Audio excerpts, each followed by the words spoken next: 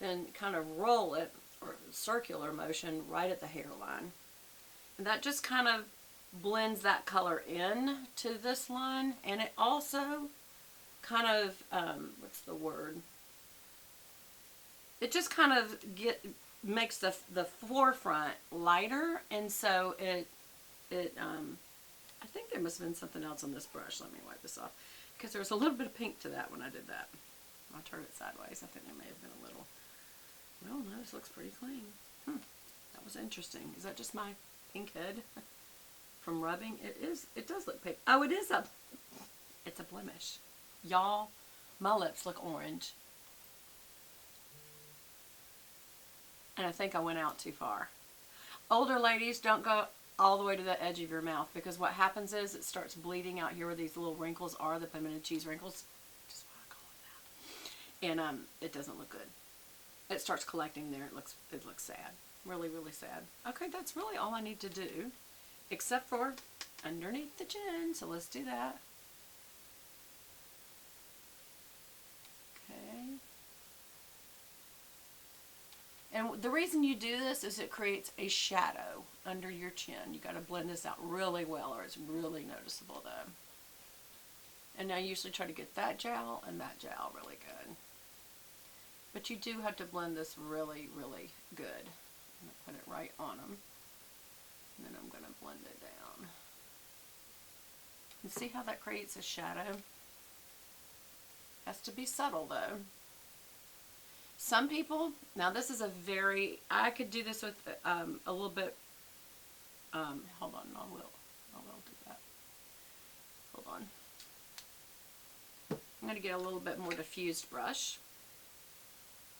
And you can go right here and make a line, literally make a line, but just blend it out good so that you will look like it's cut in there. It's all a color illusion.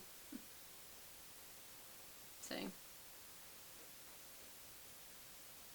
Make your line, but then blend it out really, really good.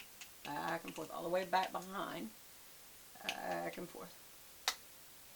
Blend it down. And that just creates, because this is whiter and this is darker, a shadow where your fatties are. Or if you're aging like me, and you have the fatties, it just creates a little shadow there so it doesn't look so prominent. You can't get rid of these things without surgery. So what do I think of that? I actually like this color on me. Y'all, it's not too orange. As long as you apply it with a very light hand. That would be what I would say.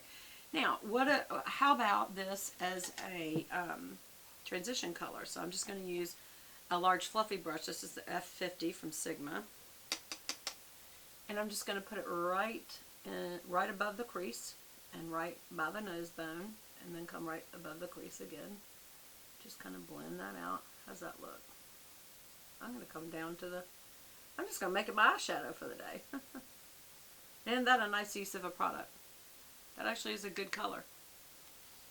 And it kind of shows you what the color actually is. It does have a little bit of tinge of orange to it, which any bronzing color is going to have some of that to it. Because the implication is brown with some red in it is what would look natural in nature. Because you're going to tan and also get a little bit of a burn. Anybody will, even people with really dark skin will get a little bit of a burn, which will turn it just a little bit on the orange side. Which is why most tanning products have an orange to them. But nobody likes it, but that's what actually happens. So I like that. I'm still going to blend it out. I don't love it, but I do like it. It's just got a little bit too much orange. But that is kind of what I'm wearing today, you know. So I think I will still use that Charlotte Tilbury product. I'm just going to blend this out first. Which I don't typically pre-blend. I know that all makeup artists do that, and I'm not a makeup artist. But I did this time, so they'd be proud of me. So that's all for this, and I really like it a lot. I would say this is a winner. And again, the color is 102 Tantric. And the other one is even more orange. This is darker, but as long as you don't apply a lot of it, yeah, it's okay. Okay, I'm going to need some blush, though. I feel like I do need some blush. So let me just use my Sigma blush palette. And which color shall we use? I want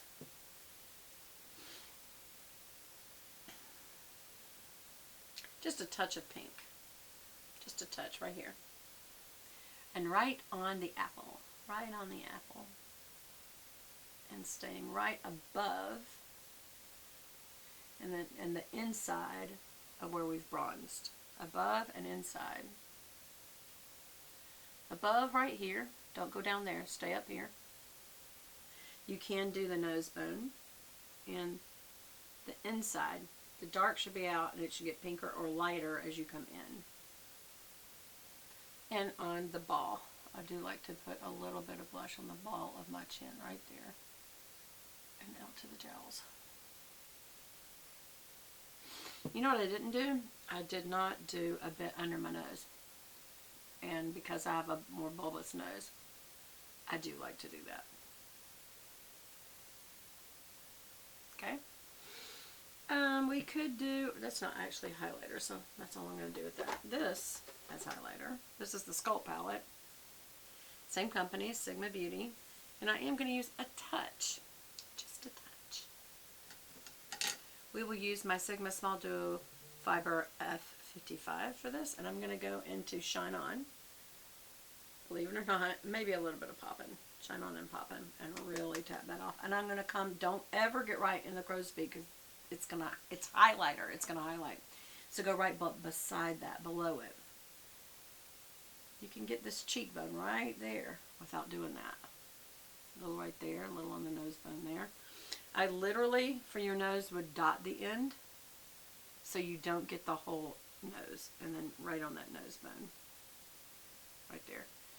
And then you can put a little on this upper part, right there, so that this disappears.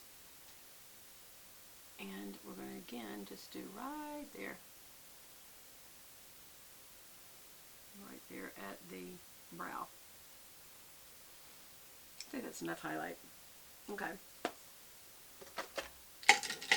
As I go into the fall months, by the way, I probably will do less and less highlight.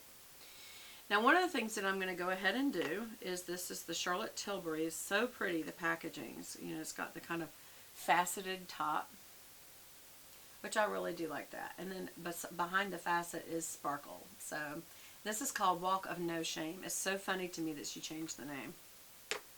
I think it's so funny. And we have tested this before, and we decided that using a flat shader, this is called a large shader. It's an E60 by Sigma. I'm not sure they still have this one. Was just as effective as using my finger. Usually your finger is the best thing in the world to use any shiny product. And I typically, at my age, only use that right in the center mainly, and then come in, and only the lid. You can blend it up a little to the crease, but don't go above it. But this is definitely going to add a copper effect, because this is very coppery. Again, start in the center, and that's your main shine area, right? And then you can go to the inner crease. Inner corner, sorry.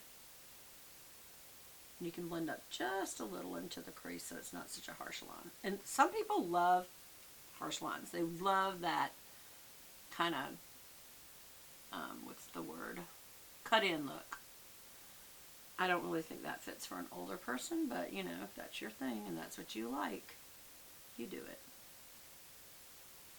I'm just trying to advise I wouldn't go too much there. Come up a little into this little poofy area. Especially mine's really poofy today. See that? How it's dropping? I don't know why. I slept good. I drank plenty of water. Got plenty of exercise. Jumped up and down. I don't know why. Okay, so that's that.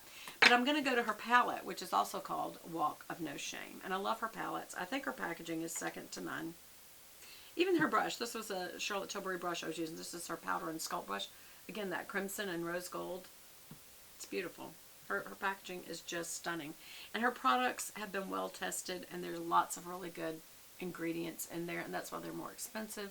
They're highly, highly, highly milled, so they blend better. She's a cosmetologist, so I mean, I think that is part of it. I think that's why she makes products that are pretty heavily, what's the word? products that she wants to use. So she makes them really, really good. I'm going to use this medium angled shading brush. It's an E70. And I'm going to put a little bit under my brow of this highlight color. Just kind of blend that out a little. So it's not just straight skin. You could, but we're kind of doing a shinier look today, so I wouldn't. And then I'm going to use this color right here. I'm going to use the butt end of the angle, the short end. And I'm going to hit those inner tear ducts, just so I have a little bit more shine there. And that just wakes up the eye. You can blend out a little if you want. Okay. Then I'm going to use, this is an E45. This is a tapered shader. Tapered blender, really. And I'm going to go in this darkest color so that I can go ahead and fill in the crease. Because we've already used what would have been probably our transition color right there. We've already used the Marc Jacobs there. And so I'm just going to stay right in the crease at this point. Maybe a tad up just so it doesn't look really hooded. And then I'm going to roll it and come back out here and get the other side of the brush. I'm going to come out and in, making a point. That's how you're making your outer V, and then just kind of blending it out with the tip. And all it did was add a little definition. Actually, that added a lot of definition. This is a dark color. That's okay. I like this color. For the look we have today, we're doing kind of a coppery color today, so.